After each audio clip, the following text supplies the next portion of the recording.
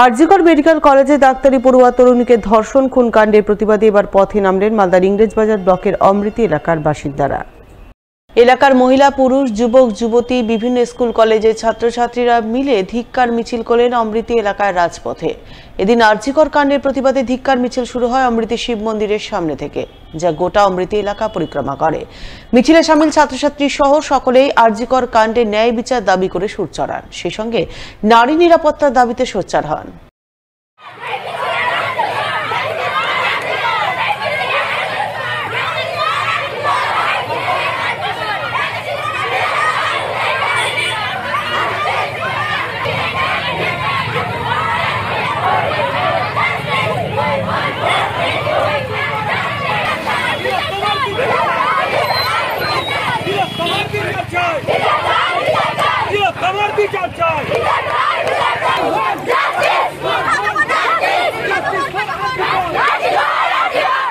আমরা চাই যাতে ভবিষ্যতে কোনো রকম এরকম যাতে নৃশংসভাবে হত্যা বা কোনো মেয়ের উপর অত্যাচার যাতে না হয়, আর দোষীদের যাতে শাস্তি দেওয়া হয়, সেটাই আমরা চাই। ভবিষ্যতে যাতে এরকম কোনো রকম জঘন্য অপরাধ যাতে না হয়, যার জন্য আমরা মিছিল করছি।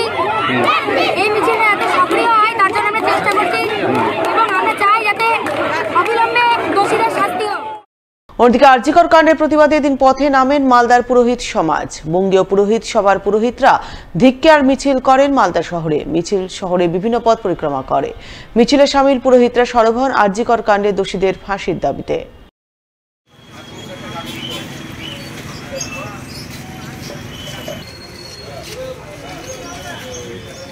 আরজিকরে ৯-৮ যে ঘটনাটা ঘটেছে তিলোত্তমার উপরে, এই ঘটনা জঘন্য একটা ঘটনা ঘটেছে।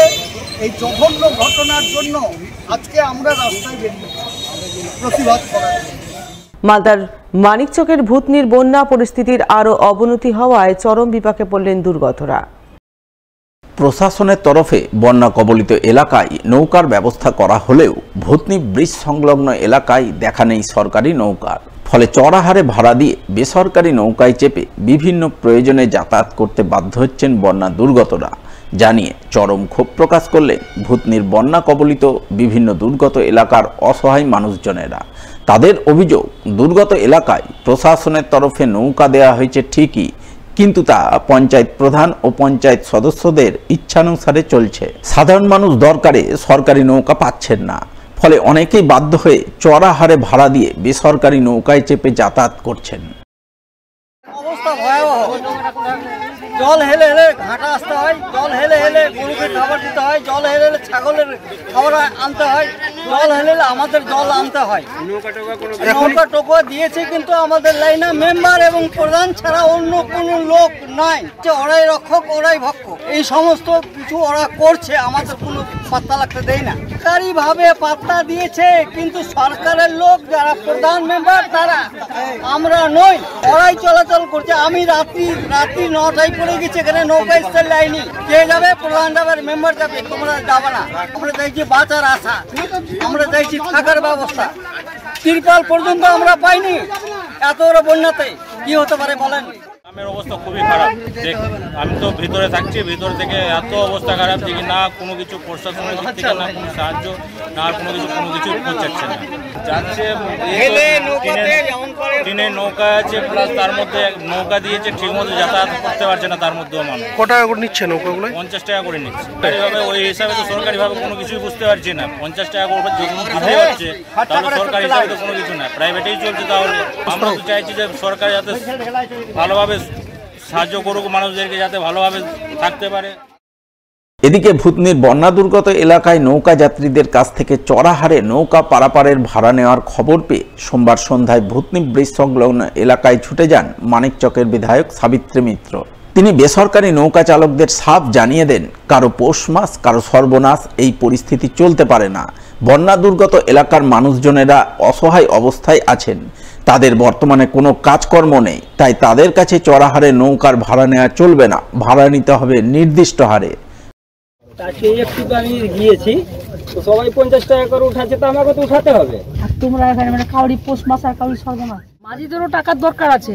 কিন্তু ভূতনির যে অবস্থা আছে, ছাত্র স্টুডেন্ট ডাক্তার মেয়ে ছেলের ডাক্তার দেখাতে যাবে, সেখানে ওরা টাকা 50 টাকা নিবে কেন? সেটা হবে না। আর এদের গাড়ি তুমি চালাবা চালাও, না চালাবা না চালাও, কারণ কথা হচ্ছে গরিব মানুষ কোথা থেকে দিবে? এখন না কোনো কাজ আছে না, ওদের কৃষিজীবী বন্ধ, আসল তো কৃষিজীবী, সেটা তো বন্ধ মোটামুটি।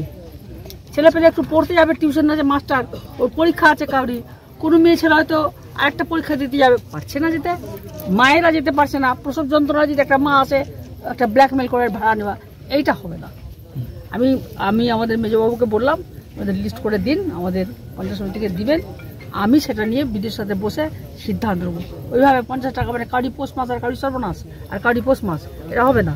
শোনাও তোমারও চলুক ওদেরও চলুক, কারি নৌকা কতটা দেওয়া যায় ওটাই আমি দেখছি, আমি দরকার নেই। পশ্চিমবঙ্গ ডেকোরেটর সমন্বয় সমিতির অনুমোদিত মালদা জেলা ডেকোরেটর সমন্বয় সমিতির সাধারণ সভা হয়ে গেল মঙ্গলবার। সভা অনুষ্ঠিত হয় পুরাতন মালদার মঙ্গলবাড়ি এলাকার এক বেসরকারি লজে। উপস্থিত ছিলেন পশ্চিমবঙ্গ ডেকোরেটর সমন্বয় সমিতির রাজ্য সাধারণ সম্পাদক নির্মল চক্রবর্তী, রাজ্যের সহসভাপতি দেবাশিস পাল, মালদা জেলা ডেকোরেটর সমন্বয় সমিতির সভাপতি দিলীপ ঘোষ সহ অন্যান্যরা। তারা সকলে মিলে ডেকোরেটরদের 4টি সমস্যা ও দাবি দাওয়া নিয়ে আলোচনা করেন। দাবিগুলির মধ্যে ডেকোরেটরদের MSME প্রকল্পভুক্ত করে বিভিন্ন সরকারি সুযোগ সুবিধা প্রদান, গত বিধানসভা ও পঞ্চায়েত নির্বাচনের সরকারি কাজে ডেকোরেটরদের বকেয়া বিল প্রদান ইত্যাদি ছিল অন্যতম।